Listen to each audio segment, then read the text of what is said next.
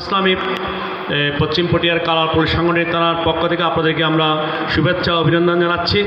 সময় সংক্ষিপ্ত, বিস্তারিত আমরা কোনো ভূমিকায় না গিয়ে, যেহেতু এই সব জায়গায় আপনাদের পুরো পটিয়া উপজেলার অনেকগুলো আমাদের মণ্ডপ, সেগুলো আমাদেরকে যেতে হবে। আজকে আপনাদের মাঝে এমন একজন ব্যক্তিকে আমরা উপস্থিত করেছি, আপনাদের এই পশ্চিম পটিয়ার এই সন্তান, আপনাদের পার্শ্ববর্তী আমাদের কুসুমপুরা ইউনিয়নের মনসা গ্রামে যার জন্ম, উনির নাম হচ্ছে ডাক্তার ফরিদুল আলম। তিনি একজন মেধাবী চৌকস মানুষ। 1972 সালে স্বাধীনতা যুদ্ধের পরে 1972 সালে আমাদের পার্শ্ববর্তী হাবিলাস দ্বীপ স্কুল, এই হাবিলাস দ্বীপ স্কুলের থেকে তিনি বিজ্ঞান বিভাগ থেকে এসএসসি পাশ করেন। এবার 1974 সালে চট্টগ্রাম সরকারি কলেজ, যেটা চিটাং কলেজ বলি, সেই চিটাং কলেজ থেকে তিনি এই বিজ্ঞান বিভাগ থেকে এসএসসি পাশ করেন। এরপর তিনি 1 বছর ইঞ্জিনিয়ারিং পড়েন। তার বাবার ইচ্ছে তিনি চুয়েটে ভর্তি হন। ইঞ্জিনিয়ারিং পড়ার পরে তিনি আবার এই মেডিকেলে চান্স পেয়ে তিনি চট্টগ্রাম মেডিকেল কলেজ থেকে 1982-83 সালে তিনি এমবিবিএস পাশ করেন। 1982 সালে এমবিবিএস পাশ করার পরে তিনি বিসিএস পরীক্ষায় অংশগ্রহণ করে বিসিএস পাশ করেন, সরকারি চাকরিতে জয়েন করেন। ওনার একটা ওনার একটা আকাঙ্ক্ষা ছিল মানুষের সেবা করা এবং শিক্ষা এবং স্বাস্থ্য খাতে বিনিয়োগ করা। সেজন্য তিনি সরকারি চাকরি ছেড়ে দিয়ে তিনি ওনার বন্ধুবান্ধব নিয়ে, আপনাদের সকলে জানেন, একটা চট্টগ্রামে স্বনামধন্য একটা মেট্রোপলিটন হাসপাতাল 1989 সালে চট্টগ্রামের সেই জিসির মোড়ে চট্টগ্রাম মেট্রোপলিটন হাসপাতাল গড়ে তোলেন। ওই মেট্রোপলিটন হাসপাতালে একবারে ফাউন্ডার ডিরেক্টর। এরপর উনি আপনাদের সকলে জানেন স্বনামধন্য একটা চট্টগ্রাম শহরের স্যাফরন ডায়াগনস্টিক ল্যাব আছে। এই স্যাফরন ডায়াগনস্টিক চ্যানেলের তিনি একজন সম্মানিত চেয়ারম্যান। এবং তিনি এই যে আমাদের পার্শ্ববর্তী হরিণগড়ে আইডিয়াল স্কুল আছে, তিনি শিক্ষা খাতে ওনার বিনিয়োগ, শিক্ষা খাতে ওনার একটা আকাঙ্ক্ষা, সেজন্য তিনি আইডিয়াল স্কুল করেছেন। এরকম একজন মানুষ, অনেক গুণে গুণান্বিত এরকম একজন মানুষ। ওনার 2 ছেলেও আবার এমবিবিএস ডাক্তার, একজন পুত্রবধূ আবার এমবিবিএস ডাক্তার। সবলে আবার 2 ছেলে অস্ট্রেলিয়ায় পড়ালেখা করছেন।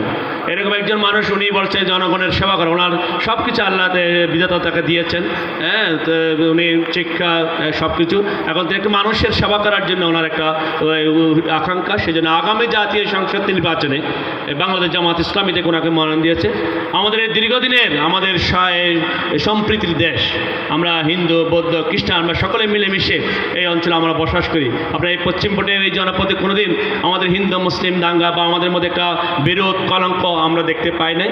সেজন্য উনি বড় হয়েছেন হিন্দু অধ্যুষিত এলাকায়, হাবিলাস দ্বীপ স্কুল। আমরা কিছুক্ষণ আমরা আরও 4-5টি হাবিলাস দ্বীপ ইউনিয়নে অনেক পূজা মণ্ডপ আমরা গিয়েছি। সেখানে ওনার মানুষগুলো ওনাকে দেখে অত্যন্ত আকাঙ্ক্ষায় দেরি হয়ে গেছে, জন্য ওনার বন্ধুবান্ধব আনন্দিত হয়ে গেছে। ওনাকে একেবারে সকলে ওনাকে সহানুভূতি গ্রহণ করেছেন। সেজন্য আপনাদেরকে আমরা একটা আপিল, আমরা স্বাধীনতার এই দীর্ঘ 54 বছর পর আমরা বারবার অনেক সরকার আমরা ক্ষমতা দিয়েছি, আর আপনাদেরকে পুঁজি করে এরা ওনাদের স্বার্থ হাসিল করেছে।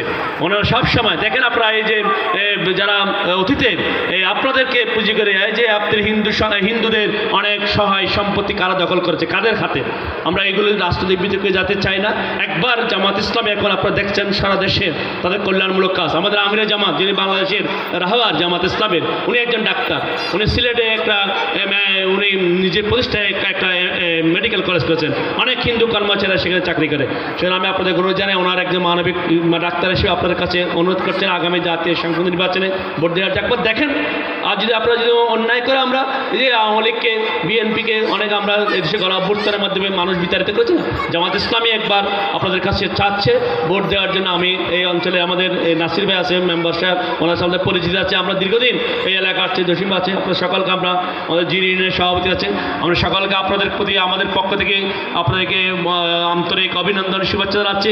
আপনাদের প্রতি আমরা অনুরোধ, আপনারা আগামী জাতীয় সংসদ নির্বাচনে আমাদের মার্কাটা হচ্ছে দাঁড়িপাল্লা, আমাদের দাঁড়িপাল্লা প্রতীকে আপনাদের ভোট দিবেন। আর আপনারা জানেন, আমরা গত 12 তারিখ এখানে একটা চিকিৎসা ক্যাম্প করেছে। সারা মাসব্যাপী সারা পটিয়াতে উনি নিজ উদ্যোগে চিকিৎসা ক্যাম্প করছে, লক্ষ লক্ষ টাকা ব্যয় করে। উনি একজন মানুষ বলেছে, আমার তো আল্লাহ তাআলা সব কিছু দিয়েছে, আমি একবার মানুষের সেবা করতে চাই। তাই এই সময় সংক্ষিপ্ত, অনেক সময় দিতে পারলে আপনাদের এই পূজা সময় আপনাদের এই